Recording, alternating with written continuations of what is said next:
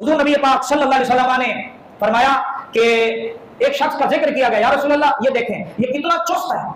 कितना एक्टिव है, ये कभी इधर भाग रहा है कभी इधर भाग रहा है, क्या ये अच्छा होता कि ये दीन के काम में ये चुस्ती दिखाता, फुर्ती दिखाता, ये दीन के काम में आता तो इससे दीन को बड़ा फायदा होता। सरकार दो आलम सल्लल्लाहु अलैहि वसल्लम ने फरमाया तस्बीह पढ़ना भी अल्लाह की इबादत है, नमाज पढ़ना भी अल्लाह की इबादत है। अगर ये फराइज के बाद अपने बूढ़े वालिदैन का सहारा बनने के लिए कोशिश कर रहा है, अगर ये अपने बाल बच्चों का पेट पालने के लिए कोशिश कर रहा है, अगर ये इसलिए कोशिश कर रहा है कि ताकि ये किसी के सामने हाथ ना फैलाए, तो सरकार ने फरमाया ये भी उसी तरह अल्लाह की इबादत में है जिस तरह कोई अल्लाह की इबादत में नवाफिल पढ़ रहा है, इबादत कर रहा है। अगर इस हाल में ये मारा गया तो अल्लाह पाक के रास्ते में ये मारे जाने वालों में शुमार होगा और अल्लाह इसको दर्जा शहादत अता फरमाएगा। अल्लाह अकबर। तो अल्लाह पाक ने जिनको अच्छा ज़हन दिया है, जिस्मानी तौर पर कुव्वत दी है, उनको चाहिए कि वो ज्यादा से ज्यादा कमाए और अपनी कमाई से अपने बच्चों की अच्छी परवरिश करे, वालिदैन की खिदमत करे, अपने पड़ोस में अपने बहन भाइयों में सिला रहमी करें, उनको तकसीम करें। तो अल्लाह करीम की बारगाह में दुआ है अल्लाह तबारक व तआला